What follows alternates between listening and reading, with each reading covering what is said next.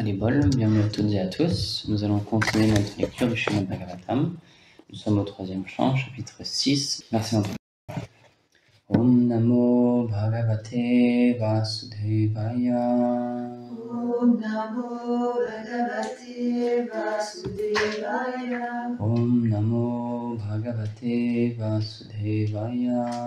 Om Namo Bhagavate Vasudevaya. Om Namo Bhagavate Vasudevaya. Om Namo Bhagavate Vasudevaya. Buddhim chasya vinirvinam. Buddhim chasya vinirvinam. Vagishodishnayam avishat. Vagishodishnayam avishat. Bodhinam shena bodhavyam. Bodhinam shena bodhavyam. Pratipatir yato bhavet. Pratipatir yato bhavet. Traduction.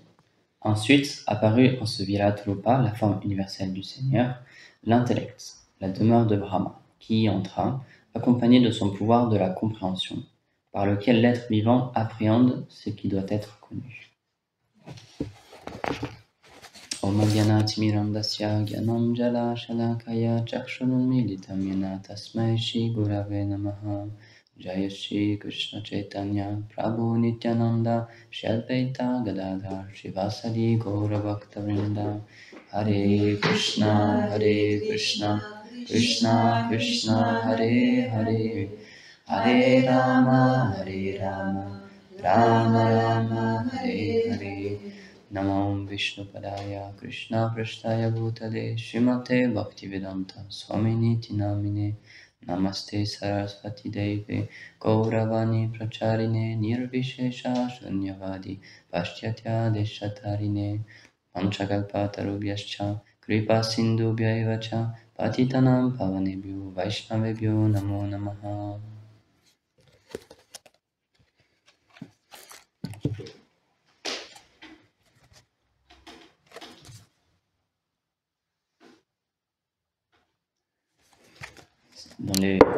Dans les Védas, il y a beaucoup de demi-dieux qui sont décrits, et en fait, chaque demi-dieu, il gouverne un sens. Après, il va parler du demi-dieu de la lune, par exemple, aussi. Donc lui, il s'occupe du mental, etc. Donc tous les demi-dieux, en fait, ils régissent ce monde. Donc c'est d'une manière comme le soleil, qui se lève, qui donne sa chaleur, Indra qui fait tomber la pluie, etc. Mais ça a aussi une influence sur notre corps à nous. Et c'est pour ça, on le voit aussi quand même dans notre culture européenne, on comprend que la lune qui monte ou qui descend, c'est un effet, pas juste sur les marées, mais c'est un effet aussi sur le corps. Et donc c'est pour ça, c'est une des raisons aussi pour laquelle nous, en tant que Vaishnavas, ce qu'on nous a appris, c'est que parce que le calendrier Vaishnava et le calendrier indien en général, c'est pas un calendrier solaire comme nous, c'est lunaire. Donc c'est basé sur la lune, et c'est pour ça que nous on suit Ekadashi aussi, par exemple. C'est tous les 11e jours de la lune croissante ou décroissante, et on cale notre vie un peu plus sur cet aspect-là. Parce qu'on a conscience qu'il y a des énergies plus subtiles dans ce monde. C'est pas juste, par exemple, quand il y a des maladies, c'est pas juste que le corps qui est malade, ça peut être le corps subtil aussi qui est malade. Et ça se manifeste, et comme une maladie externe, on peut dire, mais la cause, c'est quelque chose de plus subtil. Donc c'est pour ça que c'est très détaillé dans les Védas, ça ne nous intéresse pas trop, mais si on veut obtenir certaines choses dans ce monde matériel, on doit prier certains demi-dieux, parce que ils régissent certains aspects de ce monde-là. Mais Srila Prabhupada, quand il est arrivé, il a mis tout ça de côté, il a dit « Occupez-vous juste de Krishna, servez juste Krishna ». Parce qu'il faut comprendre pourquoi il a fait ça, de la même manière qu'au tout début, lorsqu'il a eu ses premiers disciples, il leur expliquait, il ne faut pas que vous lisiez d'autres livres, d'autres Vaishnavas. Vous devez juste lire le Bhagavatam, le Bhagavad Gita, juste ce que je vous donne. Et donc, il y a toujours un contexte dans lequel les paroles sont dites, et donc malheureusement, il y a des dévots qui ont interprété cette chose-là comme le fait qu'il n'y a personne d'autre de qualifié. Il ne faut pas lire d'autres textes, d'autres Vaishnavas, parce qu'ils ne sont pas qualifiés. Mais Srila Prabhupada, c'était pour protéger la toute petite foi de ces dévots qui venaient juste de naître. Et donc pour faire ça, il a mis des barrières. Parce que si on rencontre, Gurudev, il expliquait ça aux États-Unis, c'est Bhaktivinoda Thakur qui explique ça. Au début, lorsque la foi elle est toute petite, toute nouvelle, toute faible, pour maintenir sa foi, on est obligé d'avoir recours au fanatisme. Bhaktivinoda Thakur dit, on passe tous par là. C'est obligatoire. Parce que lorsqu'on a une petite foi et qu'on voit quelqu'un qui pratique autre chose, de différent de nous, et que lui aussi il dit, ça c'est la vérité, c'est avec ça qu'on peut progresser. Il y a une question, mais c'est qui a raison du coup? Est-ce que c'est lui, c'est sa pratique à lui qui est bonne, ou c'est ma pratique à moi qui est bonne? Et donc lorsqu'on a une petite foi, on ne peut pas comprendre que le Seigneur est derrière toute chose et qu'il harmonise, et qu'il donne différentes voies à différentes personnes. Et donc on se dit, forcément, il y en a un qui est dans le vrai et l'autre qui est dans le faux. Et donc c'est moi qui suis dans le vrai, parce que c'est ce qu'on m'a donné moi, donc je dois trouver des arguments pour dire que eux, c'est des déviés, ils sont dans le faux, etc. Et c'est ce qu'on appelle le fanatisme. Mais Bhaktivinoda Thakur l'explique, c'est normal. Au tout début, on a besoin de ça pour garder notre foi. Mais ensuite, plus tard, Gurudev il dit quand on a l'expérience, pour ça on dit souvent, le Vaishnavisme c'est une question d'expérience, c'est pas juste une foi aveugle, c'est pas juste des textes, c'est vraiment une question d'expérience. Lorsqu'on a l'expérience, lorsqu'on comprend que c'est Krishna, le Seigneur suprême, qui est derrière toute chose et qui nourrit tout le monde à travers différentes fois, à travers différentes voies, alors là on peut accepter. On peut dire ok, c'est différent, il pratique quelque chose de différent, mais c'est tout aussi bon. Pour lui, c'est ce dont il a besoin. Et moi ce que je pratique, ce qu'on m'a donné, ce que j'ai reçu, c'est les arrangements du Seigneur qui a fait que je reçoive cette chose-là. Et pour moi, c'est ça qui est bon. Et donc un Vaishnava mature comprend cette chose-là. Alors s'il voit d'autres Vaishnavas, d'autres voies qui pratiquent différemment, qui suivent par exemple Ekadashi d'une manière différente, ou qui peuvent manger des choses que nous, Prabhupada nous a dit qu'on ne pouvait pas manger, on ne doit pas se dire, du coup il y en a un qui est vrai et l'autre qui est faux, moi je suis dans le vrai et eux ils font n'importe quoi. Non, c'est le Seigneur qui réciproque différemment. Les Vaishnavas qui inspirent les dévots à suivre d'une manière différente, pour que eux puissent progresser. Et donc Prabhupada, il avait bien conscience que en arrivant, ces dévots, ils étaient tout jeunes, tout petits, ils n'arrivaient même pas à chanter le Mahamantra, et c'est pour ça qu'il leur a descendu le nombre de tours, et donc il leur a dit, ne vous égarez pas, juste concentrez-vous sur mes livres. Mais ça ne veut pas dire que les autres Vaishnavas ne sont pas qualifiés. Ça voulait dire que son audimat à l'époque, les personnes à qui il enseignait, elles n'allaient pas pouvoir comprendre. Et si Prabhupada parce que Prabhupada leur a donné certaines règles, et c'est très petit, quand on voit par exemple, quand mon Prabhupada nous a demandé de suivre Ekadashi, etc., il n'a pas expliqué beaucoup de choses, c'est très très simple, parce que son but c'était juste qu'on pratique, juste qu'on s'absorbe dans notre service. Il n'a pas voulu nous mettre des tonnes de règles pour qu'on s'en mêle les pinceaux, et qu'en fait on oublie le principal, qui est de servir Krishna avec notre cœur. Donc c'est pour ça qu'il a fait des choses très très simples. Et donc quand on voit d'autres Vaishnavas qui suivent d'autres choses, on peut se dire mais c'est bizarre, nous on nous a pas appris ça, on nous a pas dit que c'était ça, etc. Donc c'est pour éviter que des personnes qui sont encore au tout début de leur vie spirituelle, qui puissent critiquer. C'est pour ça qu'il a dit, n'écoutez pas ailleurs, n'allez pas voir ailleurs. Mais après, lorsqu'il allait quitter ce monde, lorsqu'il avait conscience qu'il allait très bientôt quitter ce monde, il a conseillé à ses disciples d'aller voir, par exemple, Srila Bhakti Rakshakshardeva Goswami Maharaj. Il a même demandé à Sridhar Maharaj de reprendre son mouvement, de devenir le président de son mouvement.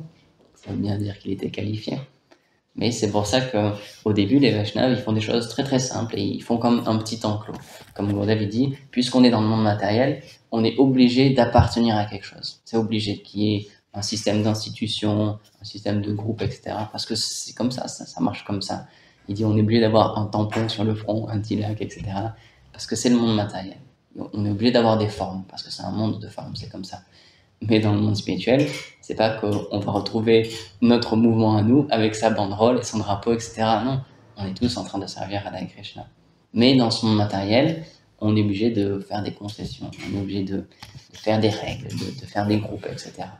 Donc, lorsqu'on devient plus mature dans la vie spirituelle, on doit pouvoir comprendre cet aspect-là, que oui, parfois les Vaishnavas ont l'air d'être très stricts, ils disent non, il faut pas écouter ça, faut pas faire ça, etc. Mais il faut comprendre le contexte dans lequel il donne ces instructions-là.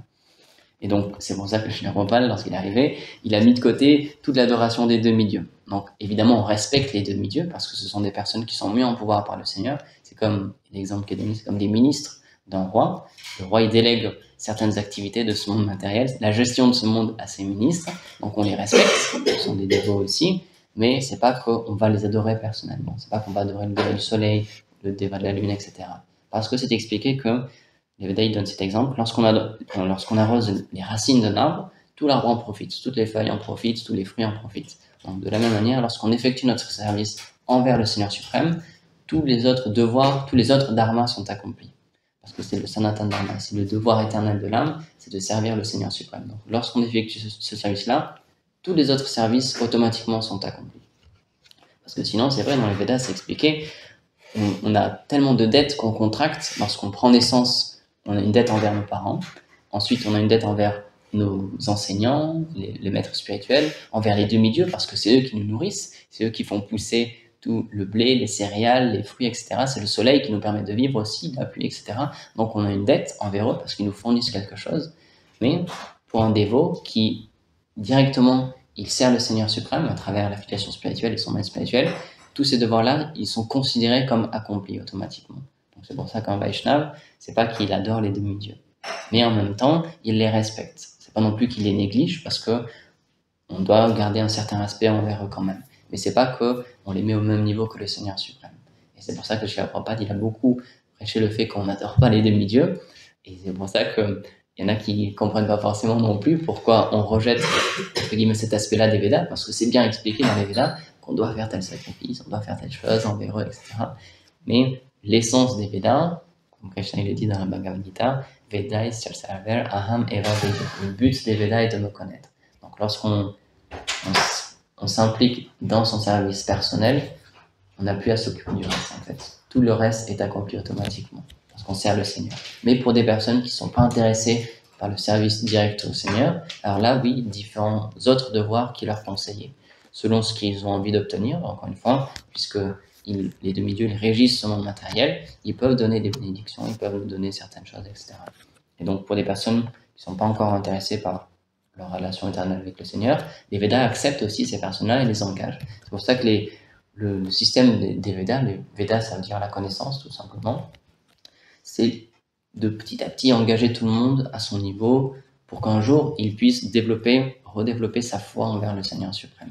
Et donc toutes les différentes religions aussi, c'est ce même principe-là, c'est le Seigneur suprême qui met en pouvoir certaines personnes, qui parle à certaines personnes, des prophètes, etc., pour inspirer certaines personnes qui ont certaines tendances à suivre certaines règles. C'est pour ça qu'il y a toujours cette question de temps, lieu, circonstance. On doit toujours comprendre que lorsque le Seigneur parle, lorsqu'un enseignement est donné, ou une personne est mise en pouvoir par le Seigneur, c'est pour correspondre à certaines personnes à un certain moment. Donc c'est pas qu'il y a juste une vérité, c'est le Seigneur qui est derrière toutes ces vérités-là. Et encore une fois, au début, c'est difficile à comprendre parce que lorsqu'on adopte une foi, on a envie d'être sûr que c'est la bonne, qu'on suit le bon chemin. Et donc, au début, on a cette tendance-là à être fanatique et à voir les fautes chez les autres, à critiquer les autres, pour se rassurer dans notre propre chemin. Mais lorsqu'on progresse un peu plus, là, on voit d'une manière, le plan d'une manière un peu plus globale. On voit, ah oui, en fait, c'est le Seigneur aussi qui inspire telle personne à faire ça, telle personne à faire ça. Et donc, on respecte ces choses-là. Nous, on a notre foi, on a notre pratique à nous, parce qu'elle nous correspond à nous, mais c'est pas qu'on dénigre celle des autres non plus. C'est très important d'avoir ce bon respect-là. Donc, de la même manière, c'est pas qu'on va lire tous les Védas. Nous, les mentions des Védas qu'on lit, c'est le Bhagavad Purana, c'est le Srimad Bhagavatam. Donc, on respecte les autres portions des Védas, parce que c'est le Seigneur suprême aussi qui parle à différentes personnes, mais nous, ce qui nous intéresse, c'est une relation personnelle avec le Seigneur. C'est ça qu'on a envie d'obtenir. Comme c'est intéressant quand il parlait Nitsa, dans la dernière réunion IMSA, c'est quoi le but de notre vie? C'est vrai, parce qu'on a des buts on peut avoir des buts à court terme. Bon ben là, il faut que je mange ce matin parce que j'ai faim. Après, on va avoir des buts à moyen terme.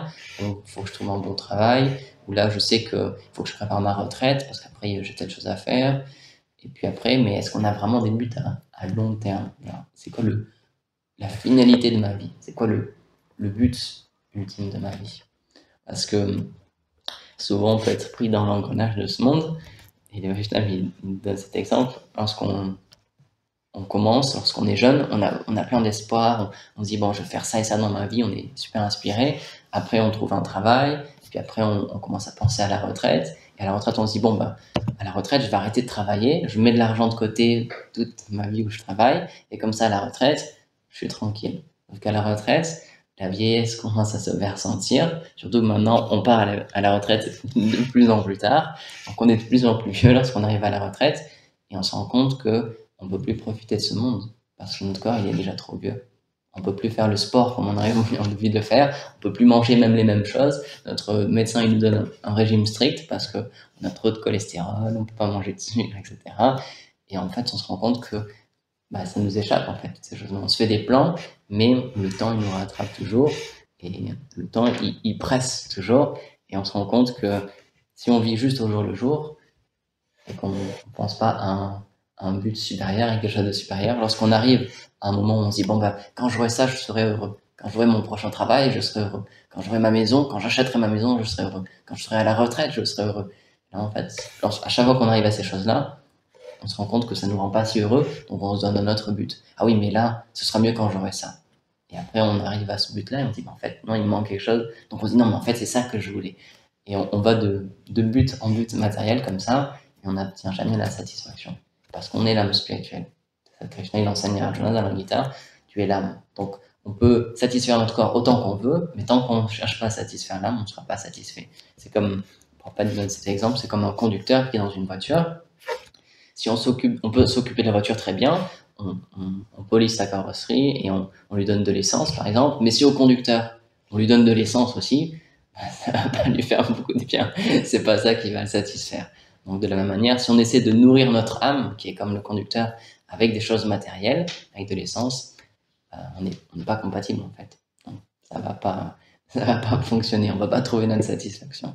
Donc c'est pour ça qu'on doit se poser la question, qui suis-je réellement et de quoi est-ce que j'ai besoin? Et pourquoi je suis ici? Pourquoi je souffre?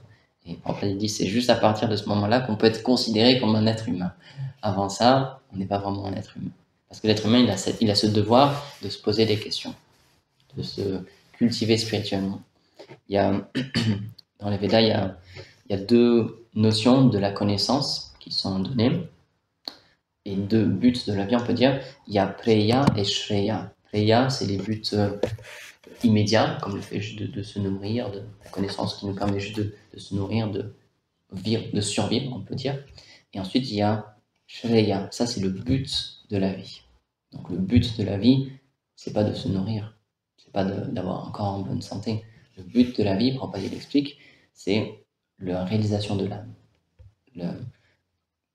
C'est la connaissance de l'âme. Qui suis-je réellement? Et donc, au début, on s'occupe de notre corps, mais pour qu'ensuite, on puisse se poser d'autres questions. C'est pour ça que, par exemple, il y a le système du yoga qui est expliqué dans les Védas aussi, qui est donné, mais c'est pas une fin en soi. Le but du yoga, c'est pas de faire des postures pour se sentir bien dans notre corps et pour pouvoir mieux profiter de ce monde. Le but du yoga, c'est de se sentir bien dans notre corps pour qu'ensuite, notre esprit soit paisible et pour que là, on puisse méditer. Donc, c'est pour ça qu'il y a l'Ashtanga Yoga, les différentes phases, mais le dernier but, le dernier palier de ce yoga-là, c'est Samadhi. Samadhi, c'est l'absorption dans la méditation. Donc, le but du yoga, c'est de se relier. C'est pour ça qu'en sanskrit, le mot yoga, ça veut dire relier. Et c'est à donner en anglais parce que c'est que tous les langages, parce qu'on a une culture indo-européenne quand même, donc beaucoup de notre chose vient de l'Inde, et donc dans le latin, dans le grec, etc., il y a beaucoup même dans les langues slaves aussi, il y a beaucoup de mots sanskrit qui sont encore là. Et donc, yoga, relié, en anglais, c'est devenu yoke. C'est la chose qui permet d'atteler, en fait. Et du coup, on a plein de mots comme ça, où on voit que l'origine, ça vient du sanskrit, comme aussi dans les... ça peut être en russe, dans d'autres langues aussi, plus dans les Balkans et dans l'Europe de l'Est, il y a beaucoup de mots sanskrit qui sont restés tels quels, qu'on peut retrouver directement comme ça, et qui sont parlés encore de nos jours. Et donc c'est pour ça que le but de toutes ces choses-là, de toute cette connaissance-là, c'est de nous relier au Seigneur suprême. C'est pas juste de mieux profiter de ce monde. Et malheureusement, il y a beaucoup... Le yoga, c'est très populaire, mais l'aspect spirituel du yoga, c'est moins populaire quand même. On en parle un petit peu moins. Mais c'est déjà une étape. C'est déjà une première phase. Parce que quelqu'un qui est curieux, il peut se dire, c'est vrai que le yoga, ça marche vraiment, je me sens vraiment mieux quand je fais du yoga, mais d'où est-ce que ça vient? Qui c'est qui a inventé cette chose-là? Et là, on se rend compte que ça vient des Védas. Et dans les Védas, il y a plein d'autres choses qui sont expliquées aussi. Et donc, il y a beaucoup de personnes qui rentrent en contact avec la spiritualité des Védas à travers des choses comme ça, ou à travers l'astrologie, par exemple. Parce que pour les personnes qui sont intéressées dans l'astrologie, dans les Védas, on trouve tout ce dont on a besoin. C'est extrêmement détaillé, c'est extrêmement expliqué. L'astrologie védique, c'est extrêmement précis.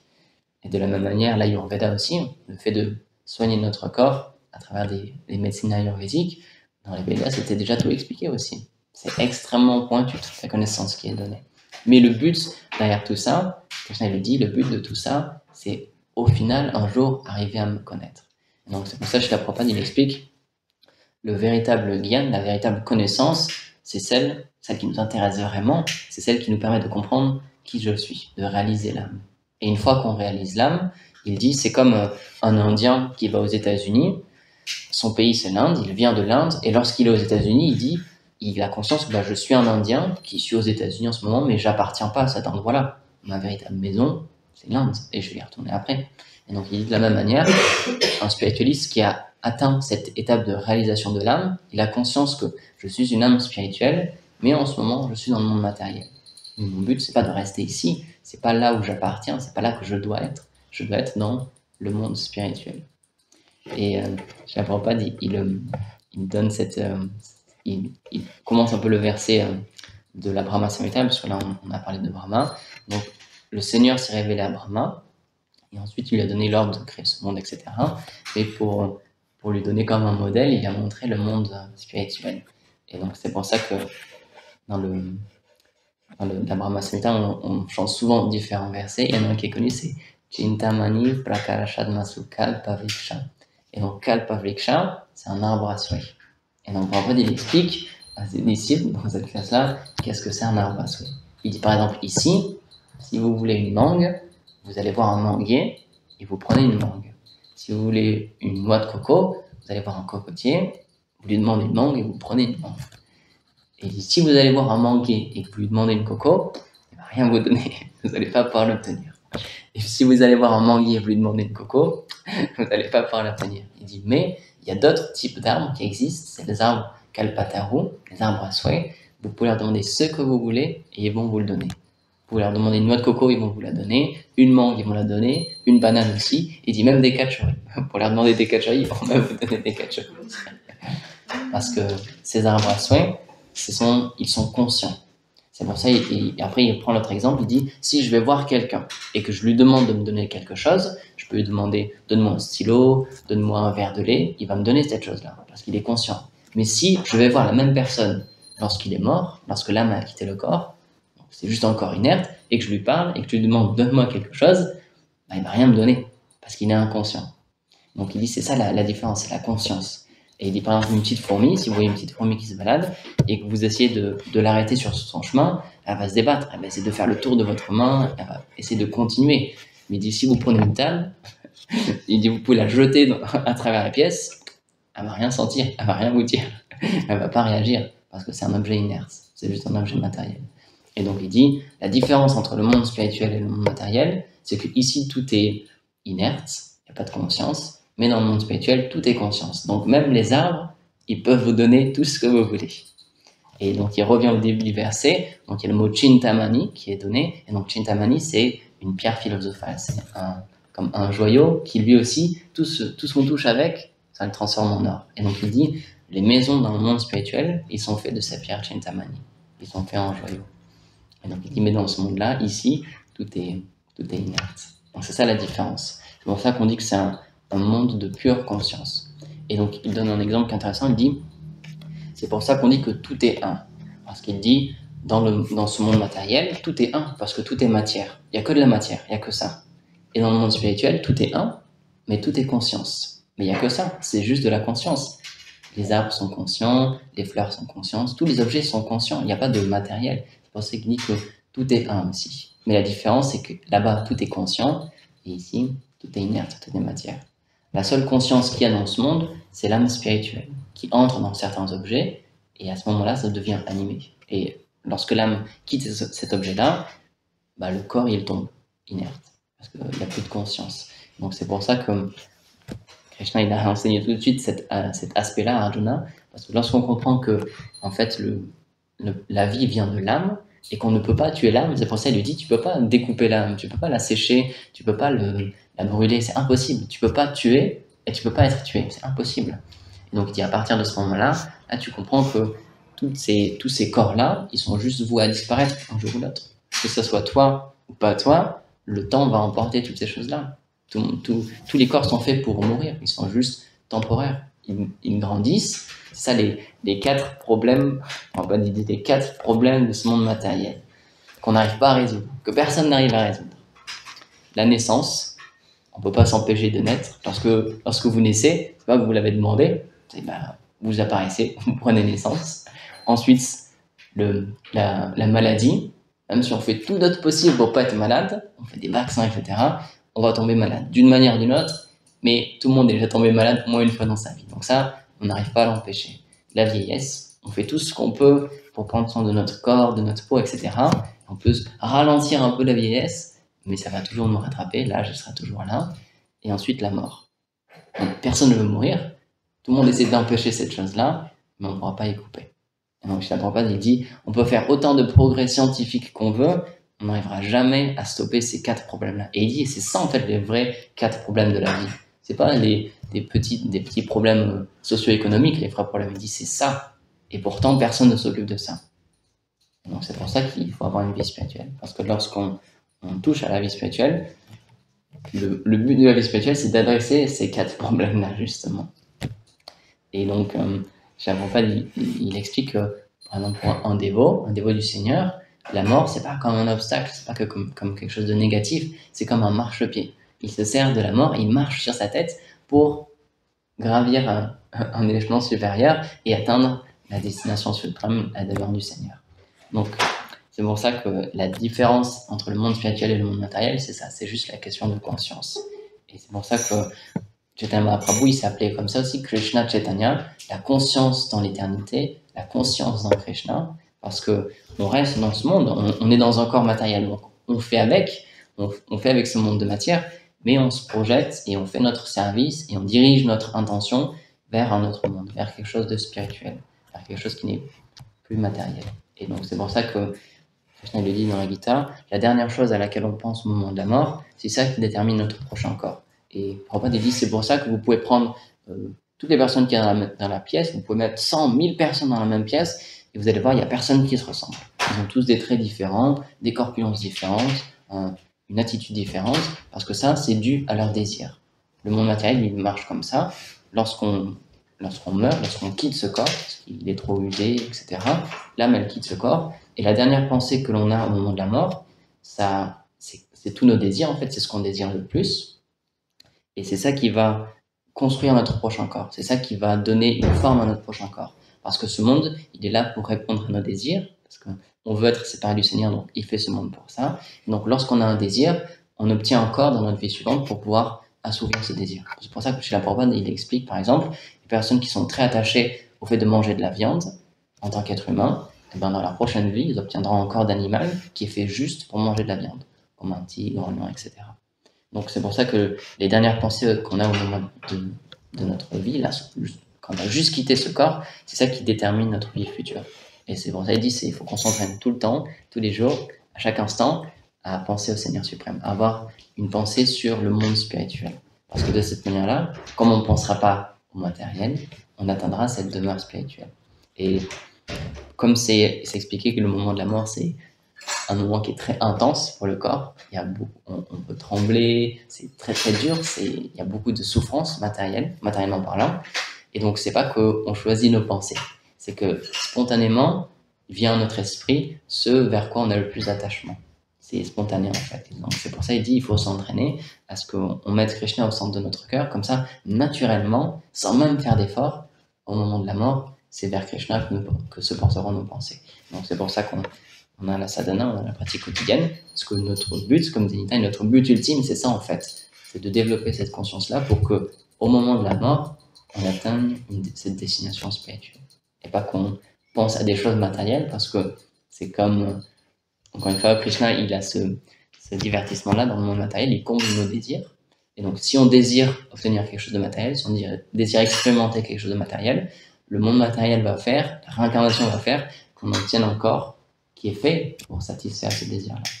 Et donc, si on redirige nos désirs matériels et qu'on les transforme en désirs spirituels, en fait de s'associer avec le Seigneur, de le servir, de lui offrir notre cœur, nos sentiments. Alors là, au moment de la mort, c'est ça qu'on voudra faire. Et donc, naturellement, Krishna dit, celui qui pense à moi au moment de la mort, il atteint ma demeure. Et lorsqu'on atteint sa demeure, on n'en redescend plus jamais. On n'en repart plus jamais. Donc c'est ça le but de notre vie, c'est ce à quoi on aspire. À travers notre pratique quotidienne, le fait de chanter, de venir au Mangalarti, de voir les déités, de faire notre service, c'est toujours dans l'idée de développer cette conscience. C'est pour ça que c'est pas juste un service externe, c'est pas juste on travaille pour travailler, c'est on travaille pour, on espère un jour développer des sentiments envers le Seigneur suprême. Donc voilà, il est là, on va terminer ici. Kantara Shrimad Bhagavatam ki jai, Srila Prabhupada ki jai, Gaur Premanande.